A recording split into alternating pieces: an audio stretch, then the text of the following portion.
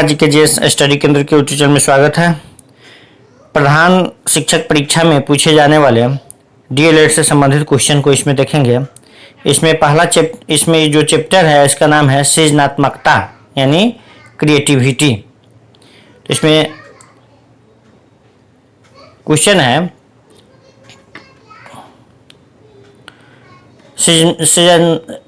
सृजनात्मकता के जनक कौन है। सृजनात्मकता के जनक कौन है? तो इसका है टोरेंस है। सृजनात्मकता के जनक टोरेंस है। इसके व्याख्या में है कि सृजनात्मकता के जनक जो है टोरेंस है। फिर अगला क्वेश्चन है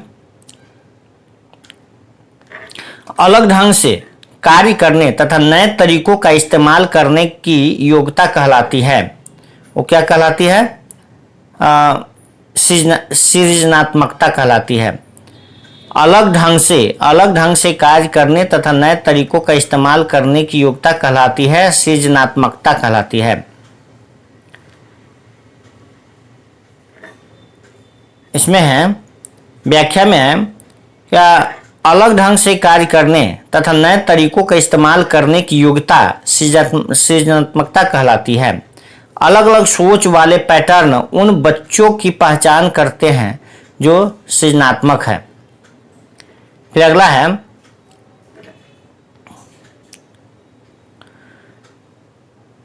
अलग अलग सोच वाले पैटर्न उन बच्चों की पहचान करते हैं जो क्या है? सृजनात्मक है।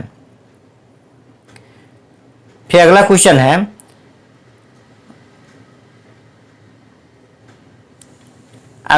है सृजनशीलता मौलिक परिणामों को अभिव्यक्त करने की मानसिक क्रिया है। उपरोक्त कथन किसके द्वारा दिया गया? यानी सृजनशीलता मौलिक परिणामों को अभिव्यक्त करने की मानसिक क्रिया है। उपरोक्त कथन किसके द्वारा दिया गया?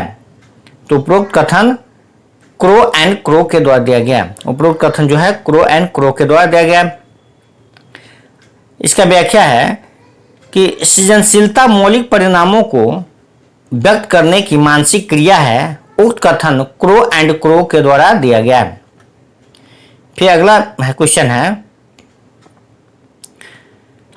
सृजनात्मकता मौलिक परिणामों को व्यक्त करने की मानसिक प्रक्रिया है। यह कथन फिर वही है क्रो एंड क्रो। यह है इसका डी में है क्रो एंड क्रो। अगला है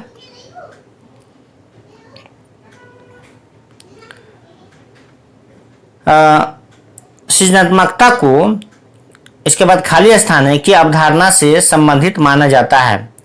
तो विविध सोच की अवधारणा से संबंधित माना जाता है। सृजनात्मकता को विविध सोच की अवधारणा से संबंधित माना जाता है। सृजनात्मकता का संबंध कुछ मुख्य रूप से मौलिकता या नवीनता से होता है। इसलिए सृजनात्मकता को विविध सोच की अवधारणा से संबंधित माना जाता है। नवीन विचार का सृजन, उत्पादन व मौलिक चिंतन सृजनात्मकता का आवश्यक गुण है। नवीन विचार का सृजन, उत्पादन व मौलिक चिंतन आवश्यक गुण है। किस चीज का? तो सृजनात्मकता का। नवीन विचार का सृजन, उत्पादन व मौलिक चिंतन आवश्यक गुण है सृजनात्मकता का। फिर अगला है सृजनात्मकता की पहचान होती है। सृजनात्मकता की पहचान होती है नवीन परिणाम से। व्याख्या इसका कि सृजनात्मकता की पहचान नवीन परिणाम से होती है। सृजनात्मकता शब्द सृजन शब्द से बना है जिसका आशय नई वस्तु एवं सिद्धांतों की खोज है। अतः नवीन परिणामों से ही सृजनात्मकता की पहचान होती है। अगला क्वेश्चन है सृजनात्मक शिक्षार्थी वह है जो पार्श्व या लेटरल चिंतन और समस्या समाधान में अच्छा है। यानी पार्श्व चिंतन या लेटरल चिंतन और समस्या समाधान में अच्छा है। इसका व्याख्या है जो शिक्षार्थी पार्श्व यानी लेटरल चिंतन और समस्या समाधान में अच्छा है वह सृजनात्मक शिक्षार्थी होता है, जबकि बुद्धिमान शिक्षार्थी को सृजनात्मक शिक्षार्थी नहीं माना जाता है।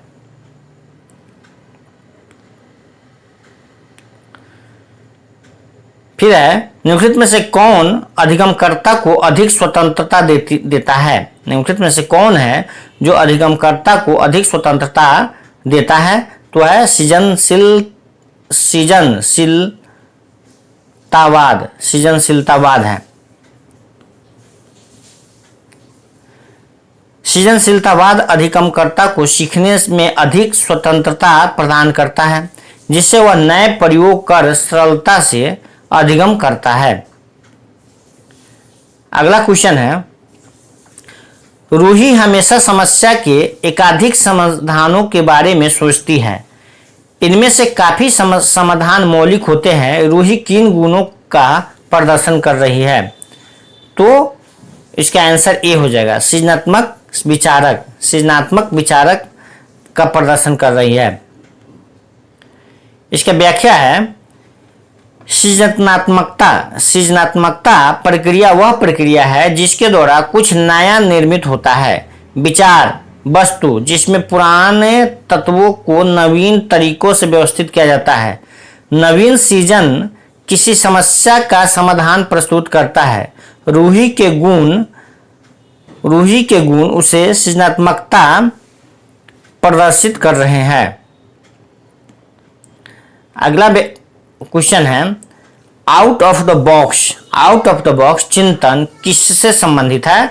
तो है अपसारी चिंतन से संबंधित है। आउट ऑफ द बॉक्स चिंतन किससे संबंधित है? तो अपसारी चिंतन से संबंधित है। जेपी गिलफोर्ड और उनके सहयोगियों के द्वारा बुद्धि परीक्षण से संबंधित पदानुक्रमिक सिद्धांतों में से एक सिद्धांत अपसारी चिंतन है, जिसके अंतर्गत ही आउट ऑफ द बॉक्स चिंतन को शामिल किया जाता है। अगला है, निम्नलिखित में से कौन सा सृजनात्मकता से संबंधित है? तो ए है अपसारी चिंतन। अपसारी चिंतन जो है सृजनात्मकता से संबंधित है। इसकी व्याख्या है कि सृजनात्मकता मुख्य रूप से अपसारी यानी बहुविध चिंतन से संबंधित है, जो बालक में सृजनात्मकता के गुणों में वृद्धि करता है। सृजनात्मकता मुख्य रूप से खाली स्थान है से संबंधित है। किस चीज से संबंधित है? तो अपसारी यानी बहुविध चिंतन से संबंधित है। अगला है, निम्न में से कौन सृजनात्मकता से संबंधित नहीं है? तो मितव्ययिता नहीं है। बाकी है कौन कौन? तो मौलिकता है, प्रवाह है, उपयोगिता है। अगला है,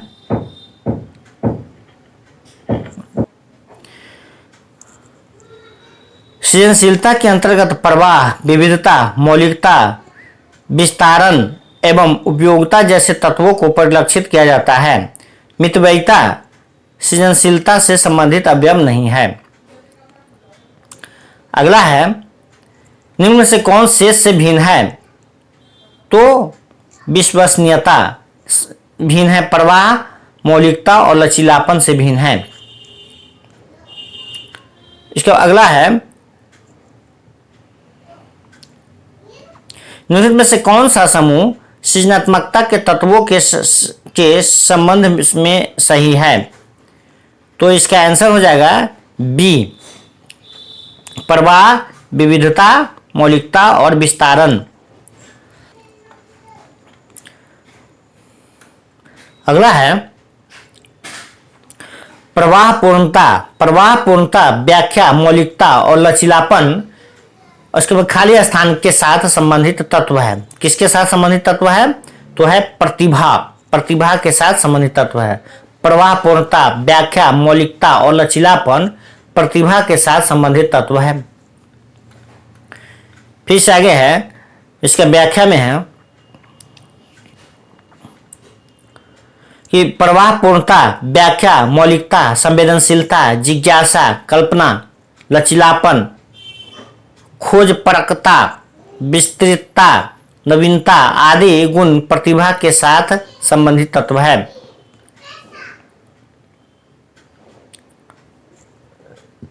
अगला है, निम्न से किस प्रश्न द्वारा सृजनात्मक चिंतन को सर्वाधिक अच्छे ढंग से अनुमानित किया जा सकता है? तो इसका आंसर डी है। इसे कितने भिन्न तरीकों से हल किया जा सकता है?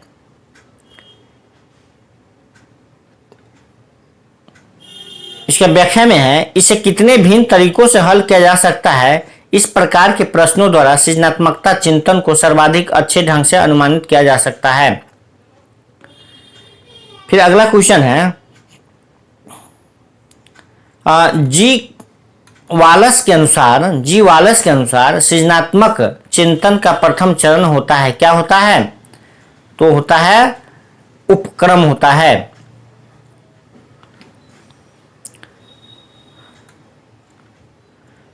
जी वालस के अनुसार सृजनात्मक चिंतन का चरण क्रमशः उपक्रम यानी तैयारी, उद्भव यानी उद्भावन, प्रबोधन एवं प्रमाणीकरण होता है। तो निम्न में से कौन सृजनात्मक प्रक्रिया से संबंधित नहीं है? तो अभिप्रेरण नहीं है। बाकी है कौन कौन? तो उद्भावन है, आयोजन है, प्रबोधन है।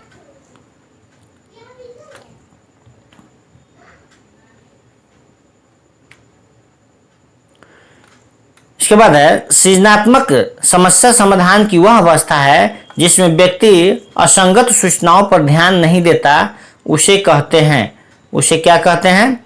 उसे उद्भावन कहते हैं। उद्भावन। क्वेश्चन है कि सृजनात्मक समस्या समाधान की वह अवस्था है जिसमें व्यक्ति असंगत सूचनाओं पर ध्यान नहीं देता है, उसे कहते उद्भावन कहते हैं।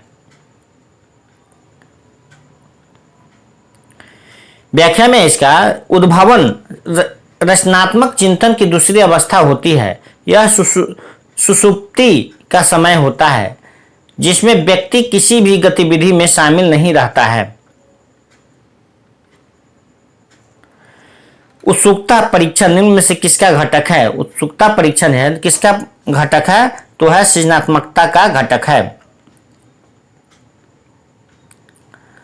सृजनशील बालकों की कुछ प्रमुख विशेषताएं हैं, जैसे कल्पनाशीलता, मौलिकता, संवेदनशीलता, लोचनशीलता, नमनीयता, उत्सुकता, कार्य में निष्ठा, समस्या समाधान की योग्यता, दृढ़ निश्चय। अतः स्पष्ट है कि उत्सुकता सृजनात्मकता का एक घटक है। अगला है, सृजनशीलता की पहचान के लिए किसने सृजनात्मक चिंतन परीक्षण का निर्माण किया? तो किया था टोरेंस ने किया था। इसका व्याख्या है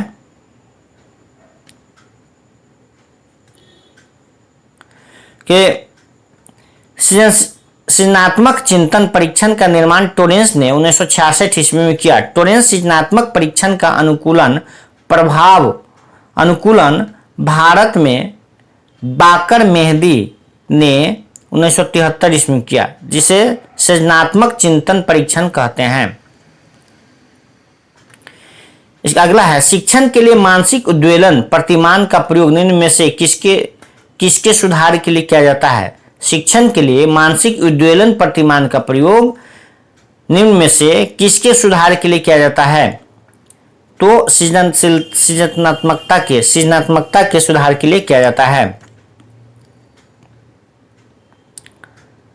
इसका व्याख्या है, मानसिक उद्वेलन प्रतिमान शिक्षण की एक तकनीक है जिसके द्वारा व्यक्तियों की सृजनात्मकता में सुधार किया जाता है। अगला है, यह आवश्यक नहीं है कि उच्च बुद्धि लब्धि वाले बच्चे में भी उच्च होंगे। यह आवश्यक नहीं है कि उच्च बुद्धि लब्धि वाले बच्चे किसमें भी उच्च होंगे, मतलब खाली स्थान है तो होगा सृजनशीलता। यानी आवश्यक नहीं है कि उच्च बुद्धि लब्धि वाले बच्चे सृजनशीलता में भी उच्च होंगे।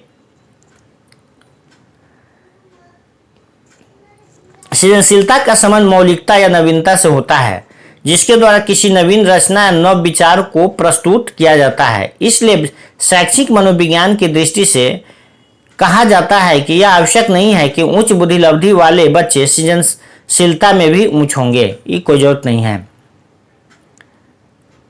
अगला है, निम्न में से कौन सा कथन सही नहीं है? तो इसका आंसर ए है, सही नहीं है। यानी मेधा एवं सृजनशीलता एक दूसरे की परिवाची, ये गलत है। तो सही क्या क्या है? तो पहला बी, सी और डी है। एक मेधावी बालक हो सकता है सृजनात्मक न हो। एक मेधावी बालक हो सकता है कि वह सृजनात्मक न हो। एक सृजनात्मक बालक ऊंचे दर्जे का मेधावी हो सकता है। सृजनात्मकता का पोषण किया जा सकता है।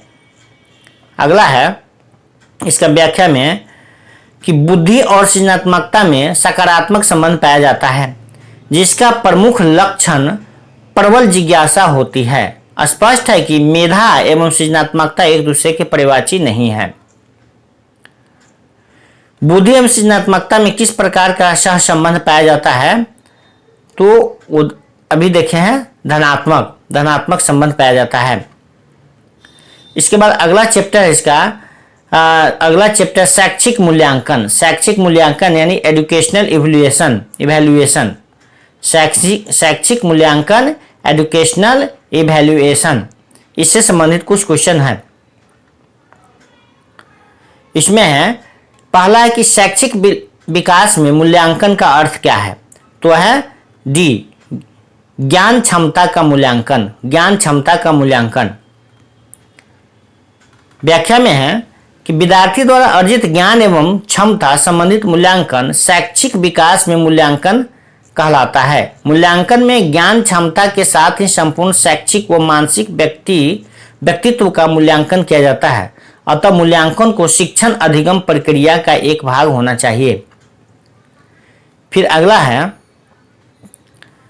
अगला है मूल्यांकन को, इसके बाद खाली स्थान है। मूल्यांकन को, तो खाली स्थान में इसका डी है, शिक्षण अधिगम प्रक्रिया का एक भाग होना चाहिए। अगला क्वेश्चन है कि मूल्यांकन किया जाना चाहिए, तो इसका आंसर सी है। बच्चों के सीखने के स्तर का ज्ञान होता है। मूल्यांकन किया जाना चाहिए। मूल्यांकन से क्या पता चलता है? तो बच्चों के सीखने के स्तर का ज्ञान होता है। इसका व्याख्या में है, मूल्यांकन वह अवस्था होती है जिससे बालकों में सीखने की प्रवृत्तियों का शीघ्र पता चलता है, जिससे उसके स्तर का पता चलता है और विभिन्न प्रकार की कमियों की पहचान संभव होती है। इस प्रकार मूल्यांकन करके बच्चों के अधिगम संबंधी समस्याओं का निदान शीघ्र किया जा सकता है। निम्न में से कौन सा मूल्यांकन के त्रिकोण का भाग नहीं है? मूल्यांकन के त्रिकोण का भाग कौन नहीं है? तो सी नहीं है, ए नहीं है, शिक्षण अनुभव। बाकी कौन कौन है? तो शैक्षिक उद्देश्य है, मूल्यांकन है और अधिगम अनुभव है। इसका व्याख्या है, मूल्यांकन के द्वारा व्यक्तिगत विभिन्नताओं का पता चलता है। वह कक्षा का वर्गीकरण योग्यता के आधार पर किया जा सकता है। मूल्यांकन प्रक्रिया में 3 यानी त्रिकोण तत्व सम्मिलित होते हैं। वह त्रिकोण तत्व कौन कौन है? यह तो है, शिक्षा के उद्देश्य है, अधिगम अनुभव है और मूल्यांकन है।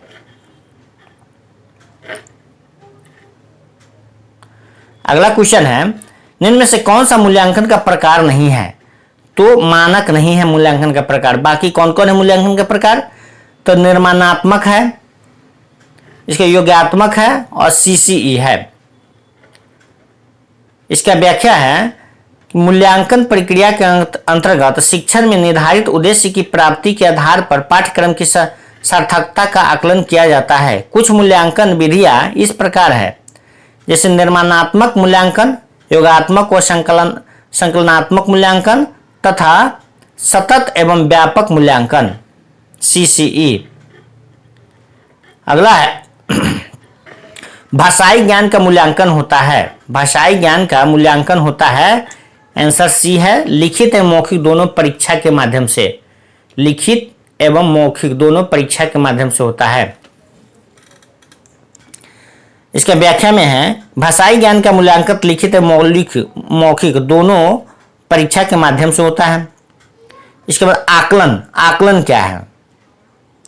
इसका आकलन क्या है? तो इसका आंसर जो है सी है। आकलन क्या है? तो सीखने में सुधार का एक तरीका है। आकलन जो है सीखने में सुधार का एक तरीका है। इसका व्याख्या है,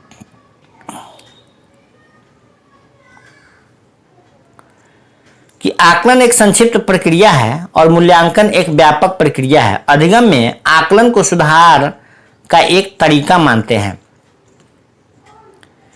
नैदानिक मूल्यांकन से सुनिश्चित होता है। नैदानिक मूल्यांकन से सुनिश्चित होता है। क्या सुनिश्चित होता है? तो इसका आंसर बी हो जाएगा। अनुदेशन के दौरान अधिगम में विद्यमान समस्याओं के कारणों एवं उनका समाधान। नैदानिक मूल्यांकन से अनुदेशन के दौरान अधिगम में विद्यमान समस्याओं के कारणों और उनका समाधान सुनिश्चित होता है। अगला है, निम्न में से कौन सा कार्य सूचक क्रिया भावात्मक पक्ष की नहीं है? निम्न में से कौन सी कार्य सूचक क्रिया भावात्मक पक्ष की नहीं है? कार्य सूचक क्रिया भावात्मक के पक्ष में नहीं है, तो है फर्क करना। बाकी है कौन कौन? तो स्वीकारना, आज्ञा पालन और प्रभावित करना। इसका व्याख्या में है, भावात्मक क्षेत्र में वे उद्देश्य सम्मिलित होते हैं जिनका संबंध रुचियों, अभिवृत्तियों, दृष्टिकोणों, मूल्यों के परिवर्तन, संवेगों एवं सराहना व समायोजन के विकास से होता है। भावात्मक क्षेत्र का वर्गीकरण वर्ष 1964 में क्रथवाल, ब्लूम तथा मसीहा ने किया था, जिसको क्रथवाल और उसके सहयोगियों ने अपनी पुस्तक taxonomy of educational objectives handbook second affective domain में लिखा है। क्रथवाल ने व उसके सहयोगियों मतलब ब्लूम भावात्मक क्षेत्र को 5 स्तरों में विभाजित किया। वो 5 स्तर कौन कौन है? तो आग्रहण है, प्रतिक्रिया है, अनुमूल्यन है, संगठन है और स्वाभाविकरण है। अगला है क्वेश्चन है अगला कि संज्ञानात्मक क्षेत्र का सही क्रम है। संज्ञानात्मक क्षेत्र का सही क्रम है। इसका आंसर नहीं दिया हुआ है। अगला है कि ज्ञानात्मक पक्ष का प्रथम स्तर होता है। ज्ञानात्मक पक्ष का प्रथम स्तर होता है। कौन है? तो ज्ञान होता है। ज्ञानात्मक पक्ष का प्रथम स्तर क्या होता है? ज्ञान होता है। व्याख्या में है कि ज्ञानात्मक पक्ष का प्रथम स्तर ज्ञान है। बेस ब्लूम ने ज्ञानात्मक पक्ष के उद्देश्यों को सरल से कठिन और शिक्षण अधिगम के निम्न स्तर से शुरू करके ऊंचे स्तर तक ले जाने के दृष्टिकोण को ध्यान में रखते हुए 6 वर्गों में विभाजित किया है, जो इस प्रकार है। कौन कौन है? तो है ज्ञान, बोध, अनुप्रयोग, विश्लेषण, संश्लेषण तथा मूल्यांकन है। अगला क्वेश्चन है, निम्न में से ज्ञान संबंधी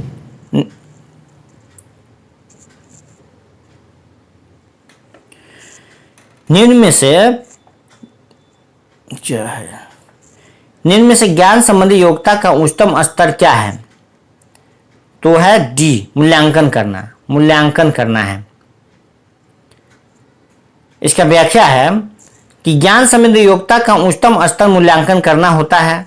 मूल्यांकन एक ऐसी प्रक्रिया है जिसके द्वारा अधिगम परिस्थितियों तथा अधिगम अनुभवों के लिए प्रयुक्त किए जाने वाली सभी विधियों एवं प्रविधियों की उपदेयता की जांच की जाती है। अगला है संज्ञानात्मक संप्राप्ति का न्यूनतम स्तर है। संज्ञानात्मक संप्राप्ति का न्यूनतम स्तर है क्या है? वो ज्ञान होता है। ब्लूम के वर्गीकरण ने सीखने के 3 क्षेत्रों की पहचान की। ए है संज्ञानात्मक क्षेत्र है, भावनात्मक क्षेत्र है, मनोप्रेरणा क्षेत्र है। संज्ञानात्मक क्षेत्र के अधिगम स्तर है। संज्ञानात्मक क्षेत्र के अधिगम स्तर है ज्ञान, अवबोध, अनुप्रयोग, विश्लेषणात्मक चिंतन, संश्लेषण तथा मूल्यांकन। फिर अगला है, निम्न में से कौन सा रचनात्मक आकलन से संबंधित है? निम्न में से कौन सा रचनात्मक आकलन से संबंधित है? तो इसका बी आंसर है प्रश्नोत्तरी व खेल। प्रश्नोत्तरी व खेल है। प्रश्नोत्तरी व खेल रचनात्मक आकलन से संबंधित है। रचनात्मक आकलन कई तरीकों से किया जा सकता है, जैसे सामूहिक गतिविधि द्वारा, विद्यार्थी साक्षात्कार के द्वारा, अवलोकन करके, प्रश्न पूछ करके, चर्चाएं करके आदि द्वारा। सतत व्यापक मूल्यांकन में यानी सीसीई में व्यापक शब्द का अभिप्राय क्या है? तो है ए और बी दोनों, यानी संज्ञानात्मक और सहसंज्ञानात्मक दोनों होता है। व्याख्या है इसका, सतत व्यापक मूल्यांकन में व्यापक शब्द से आशय संज्ञानात्मक एवं सहसंज्ञानात्मक से है। सतत एवं व्यापक मूल्यांकन भारत के स्कूलों में मूल्यांकन के लागू की गई एक नीति है। इसका अगला है, सीसीई में औपचारिक और योगात्मक निर्धारण का कुल मूल्य होता है। सीसीई में औपचारिक और योगात्मक निर्धारण का कुल मूल्य होता है, क्या होता है? क्रमशः 40% और 60% होता है। सीसीई यानी कंटिन्यूअस एंड कंप्रिहेंसिव इवैल्यूएशन। सतत एवं व्यापक मूल्यांकन में औपचारिक और योगात्मक निर्धारण का कुल मूल्य क्रमशः 40% और 60% होता है। फिर अगला है, निम्न में से कौन सा सतत और व्यापक मूल्यांकन से संबंधित नहीं है? नहीं कहा जा रहा है, तो सी के बारे में कहा नहीं है, तो है कौन कौन?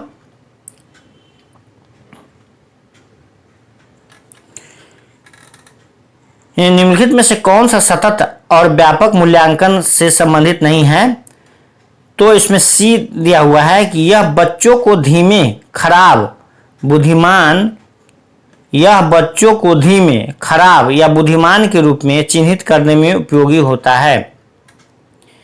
यह बच्चों को धीमे, खराब, बुद्धिमान के रूप में चिन्हित करने में उपयोगी होता है। यह नहीं होगा, ये गलत है। सही क्या क्या है? तो यह शिक्षण अधिगम प्रक्रिया के एक अभिन्न अंग है, सही है। यह विभिन्न शिक्षा क्षेत्रों में बच्चों की उपलब्धि पर केंद्रित है, ये भी सही है। इसके बाद है, इसे भारत के शिक्षा के अधिकार अधिनियम 2009 द्वारा अनिवार्य किया गया, ये भी सही है। चूंकि यह नहीं पूछा जा रहा है तो सी हो जाएगा इसका, कि यह बच्चों को धीमे, खराब या बुद्धिमान के रूप में चिन्हित करने के उपयोगी है। गलत है, लेकिन गलत ही पूछा जा रहा है। इसका व्याख्या है, सतत तथा व्यापक मूल्यांकन continuous and comprehensive evaluation CCE का अर्थ है छात्रों के विद्यालय आधारित मूल्यांकन की प्रणाली, जिसमें छात्र के विकास के सभी पक्ष शामिल हैं। फिर अगला है, सतत और व्यापक मूल्यांकन, इसके बाद खाली स्थान है पर बल देता है। किस पर बल देता है? तो वो है बी, सीखने को किस प्रकार अवलोकित, रिकॉर्ड या सुधारा जा सके। फिर अगला है, इसका व्याख्या में कि सतत और व्यापक मूल्यांकन का मुख्य उद्देश्य बच्चे के सीखने में सुधार लाना है, ताकि वे प्रगति कर सके और उनका संपूर्ण विकास हो सके। सीखने सिखाने के दौरान किए गए आकलन से उनके बारे में एकत्र की गई जानकारी शिक्षक को किसी भी विषय में बच्चों की क्षमता और सीखने में कमी की पहचान करने में सहायक होती है। अगला है इसका कि मूल्यांकन योजना के अवयव क्या है? मूल्यांकन योजना के अवयव क्या है? मूल्यांकन योजना के अवयव क्या है? तो 1 2 3 यानी उद्देश्य है, संसाधन है और विश्लेषण है। डी नहीं होगा, ए नहीं होगा, तो 1 2 3 हो जाएगा। मूल्यांकन योजना के अवयव क्या है? तो उद्देश्य है, संसाधन है और विश्लेषण है। मूल्यांकन योजना के अवयव है, उद्देश्य, संसाधन और विश्लेषण है। इसका अगला क्वेश्चन है, किस प्रकार के मूल्यांकन में अधिगमकर्ता की कमियों एवं कठिनाइयों की पहचान पर बल दिया जाता है? तो है नैदानिक मूल्यांकन। किस प्रकार के मूल्यांकन में अधिगमकर्ता की कमियों एवं कठिनाइयों की पहचान पर बल दिया जाता है? तो नैदानिक मूल्यांकन। इसका व्याख्या है, नैदानिक मूल्यांकन में अधिगमकर्ता की कमियों एवं कठिनाइयों की पहचान पर बल दिया जाता है। इसके बाद अगला है स्थितिक पत्रक है। स्थितिक पत्रक है, क्या है स्थितिक पत्रक? तो इसका आंसर डी है, मुद्दों पर बल देना, मुद्दों पर बल देना एवं स्थिति का चित्रण करना। मुद्दों पर बल देना और स्थिति का चित्रण करना।